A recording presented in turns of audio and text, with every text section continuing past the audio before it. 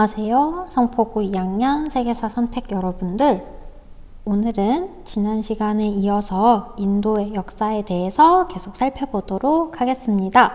오늘의 주제는 인도의 고전 문화의 황금기 굽타 왕조에 대해서 같이 한번 살펴보도록 할게요. 우선 지난 시간에 배웠던 내용을 간단하게 복습하고 넘어가도록 하겠습니다. 우리는 지난 시간에 인도에 등장한 통일 왕조에 대해서 배웠습니다. 두 가지 통일 왕조를 배웠어요, 여러분들. 그래서 첫 번째 통일 왕조는 이제 마우리야 왕조라는 것이고요.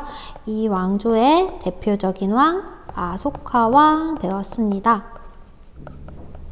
그리고 마우리야 왕조에서 이제 불교가 발전했죠. 아소카 왕이 칼링가 왕국을 정복하고 나서 현타가 오고 이에 대해서 불교에 귀의를 했다라고 하면서 이때 발전한 불교는 바로 상좌부 불교라고 합니다. 상좌부 불교 같은 경우는 이제 개인의 해탈을 강조했다라고 얘기를 했었습니다. 자, 이러한 마우리야 왕조가 이제 멸망하고 분열의 시대를 겪고 나서 그 이후에 쿠션 왕조가 등장을 하게 됩니다. 쿠션 왕조의 대표적인 왕의 이름은 카니슈카 왕 되겠습니다. 이 왕 역시도 불교를 장려했습니다. 이때 발전한 불교는 대승불교라고 해요. 그래서 대승불교는 상좌부 불교와 다르게 중생을 구제하는 걸 목표로 했다라는 거 이야기했었죠.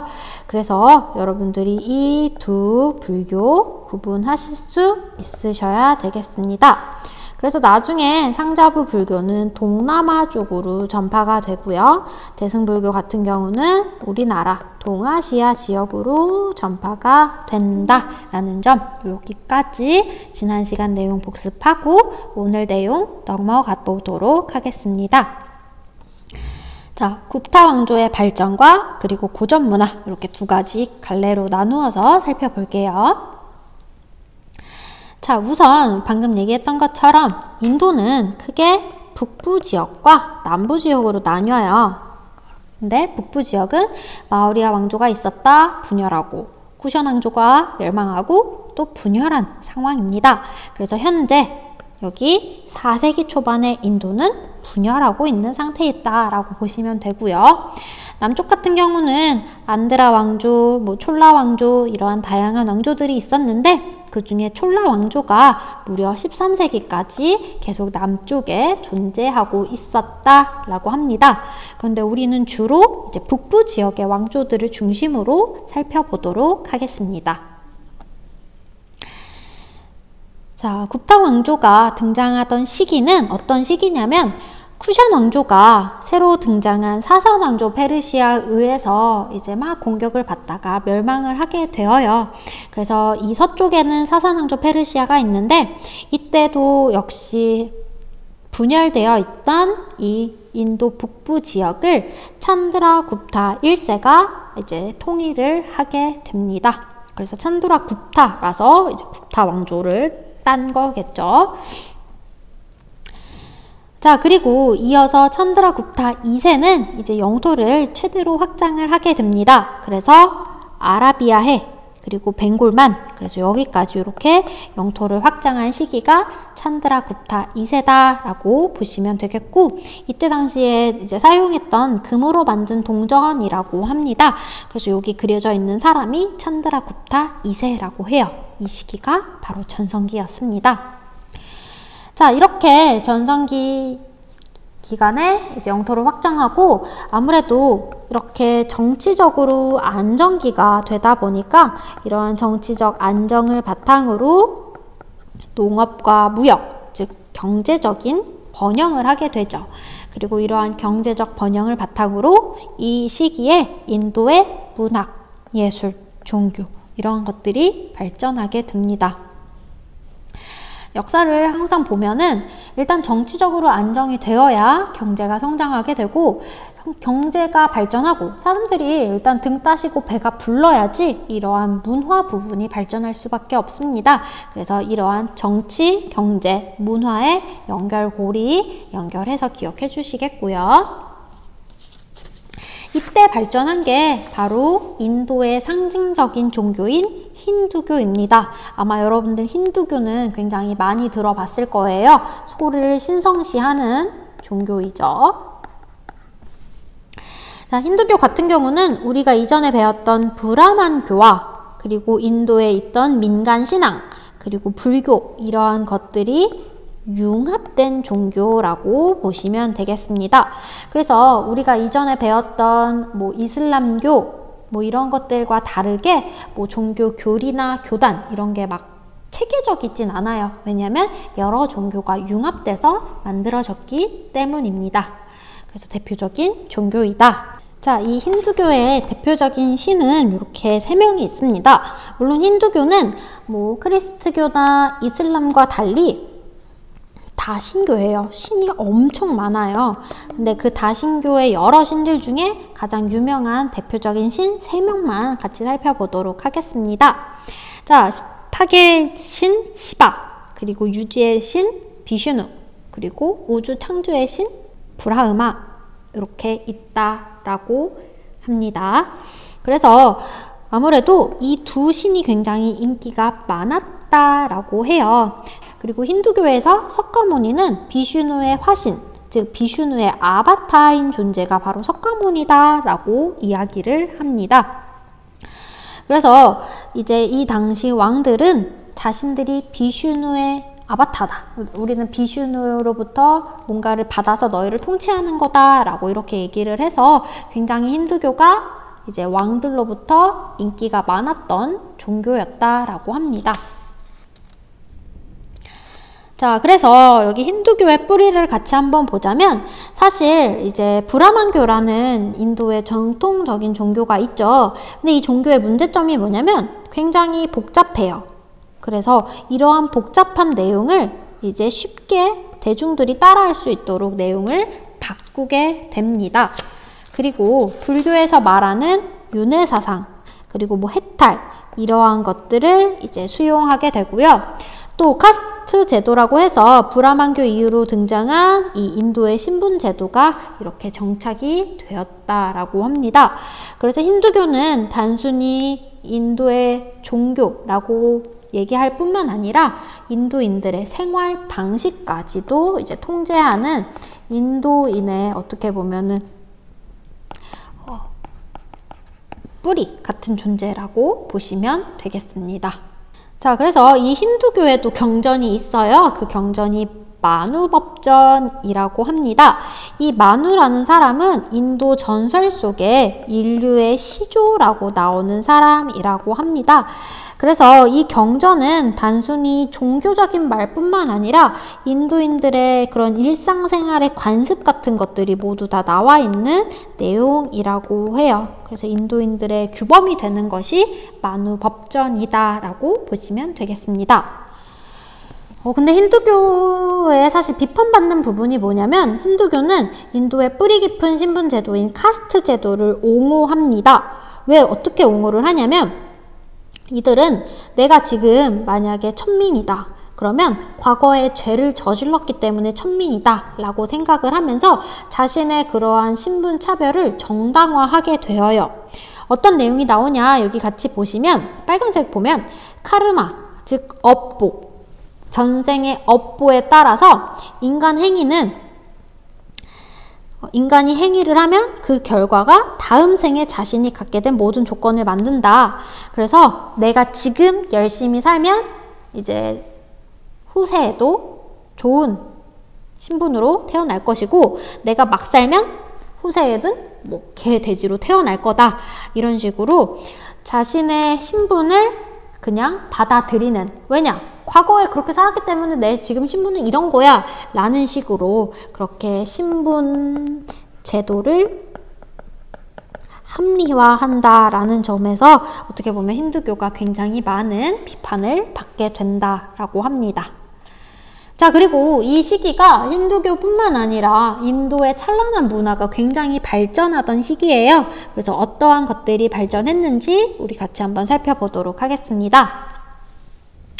자, 문학, 불교, 미술, 학문 이렇게 네 가지 부분에서 발전을 했다라고 해요. 그래서 차근차근 어떻게 발전했는지 같이 한번 보도록 할게요. 우선 이 시기에 인도 고유의 특색 언어가 등장하게 됩니다. 그걸 바로 산스크리트어라고 합니다. 사실 지금 인도는 이제 영국의 오랜 식민지였기 때문에 영어를 쓰기는 해요. 근데 인도에서 이제 산스크리트어라고 지식인 계층을 중심으로 만들어진 언어가 있어요. 이거는 지식인들만 쓸 수밖에 없는 게 사실 굉장히 어려운 언어라고 합니다. 그래서 이러한 고유의 언어도 이 시기에 등장을 하게 되고요. 이 언어로 만든 문학 작품들이 굉장히 유행했다라고 해요. 대표적인 문학 작품들입니다.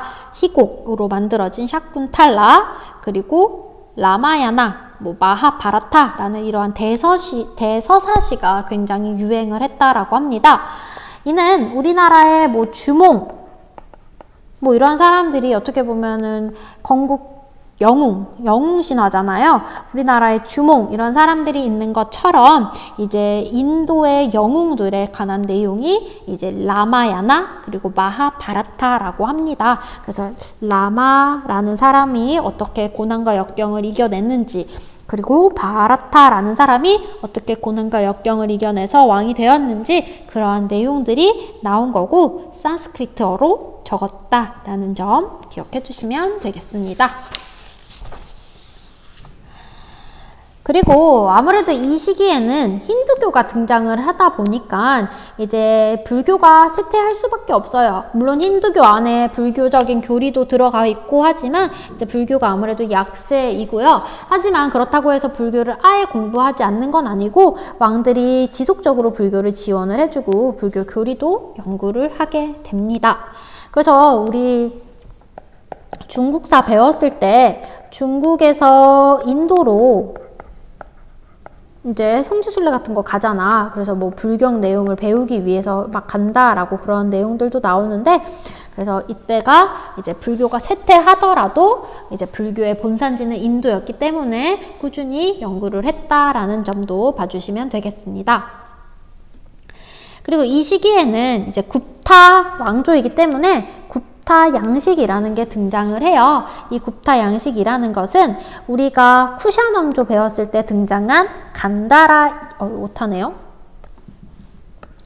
간다라 양식과 인도 고유의 문화가 합쳐져서 만들어진 걸 이제 굽타 양식이라고 합니다.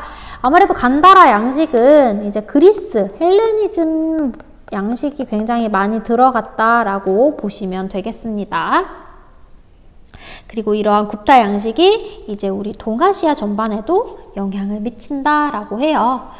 자, 그래서 이제 간다라 미술 같은 경우, 간다라 양식은 서양인 얼굴로 많이 그려요. 즉 이제 헬레니즘의 영향을 많이 받다 보니까 아직 서양인의 얼굴이라고 한다면, 굽타 미술은 우리가 잘 알고 있는 것처럼 아시아인의 얼굴로 불상을 조각했다라는 점이 이렇게 차이가 있습니다. 이렇게 구분해 주시면 되겠고, 이 굽타 미술이 우리나라 불상에도 영향을 미치게 된다.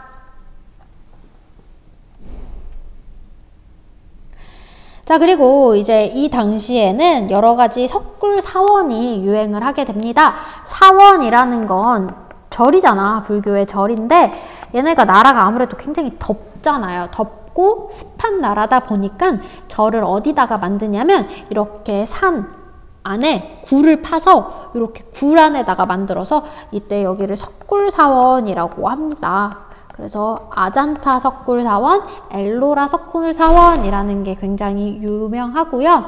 그리고 그 석굴 안에, 아잔타 석굴 안에 이러한 불상의 그림도 그려져 있어요. 근데 얼굴 보면 서양인보다는 인도, 아시아인의 그림이 그려져 있는 걸 보아하니 이것이 바로 굽타 양식이다 라는 것을 이 벽화를 통해서도 살펴볼 수 있겠습니다. 그리고 이 시기에 굉장히 놀라울 만한 이제 학문이 발전하는데 그것이 바로 원주율을 이용해서 지구의 둘레를 계산하고 지구가 둥글고 자전한다 라는 거, 우리 지동설이라고 얘기를 하죠. 뭐 자전설이라고도 하고, 이거를 이제 인도인들이 처음 발견을 하게 되죠. 그 천문학자 아리아바타라는 사람입니다. 어마어마한 학자이죠. 그래서 원주율 뭐 4.14 점점점점 이것을 밝혀냈다라는 거. 그리고 이러한 학문은 이슬람 세계에 전해져서 유럽으로까지 전파되었다. 그리고 제가 이슬람 할 때도 얘기를 했는데, 우리가 흔히 쓰는 숫자, 이 숫자들을 아라비아 숫자라고 하죠. 그 말은 즉슨 아라비아 반도에 사는 이슬람인들이 만든 숫자인데, 이 숫자의 시작은 사실 인도였다라고 합니다. 그래서 인도에서 이슬람으로, 그리고 이슬람에서 유럽으로 이렇게 전파되었다. 그래서 인도 사람들이 굉장히 똑똑하잖아요. 물론 우리나라 사람들도 똑똑하기로 유명한데, 인도가 굉장히 수학 분야로 이제 정평이 났어요. 얘네들이 과거부터 이렇게 0의 개념도 최초로 도입하고 십진법도 일상적으로 사용하고, 그만큼 수에 밝은 사람이었다라는 것도 알 수 있습니다. 네, 여기까지가 이제 굽타 왕조에 대한 내용이에요. 그래서 굽타 왕조는 사실 그 왕조의 물론 정치적인 부분보다는 사실 이 시기에 인도의 고유 문화, 지금의 인도를 형성하게 된 바탕이 된 문화가 바로 이 굽타 왕조 시기에 만들어졌기 때문에, 이 굽타 왕조 시기의 문화 부분 여러분들이 잘 주의해서 살펴보셨으면 좋겠습니다. 이제 다음부터는 어떻게 보면 인도의 전근대 마지막 제국이라고 볼 수 있는 무굴 제국에 대해서 살펴볼 거예요. 제가 무굴 제국에 대해서 한번 언급한 적이 있어요. 이 무굴 제국을 세운 사람이 바로 티무르 왕조, 티무르의 후손이다 라고 얘기를 했습니다. 그렇다면 몽골 계통이지만 이슬람 왕조였던 티무르 왕조, 그 후손이 세운 무굴 제국은 과연 어땠을까? 우리 그 부분에 대해서 다음 시간에 같이 한번 살펴보도록 할게요. 그러면 다음 등교 주간에 만나도록 하겠습니다. 안녕.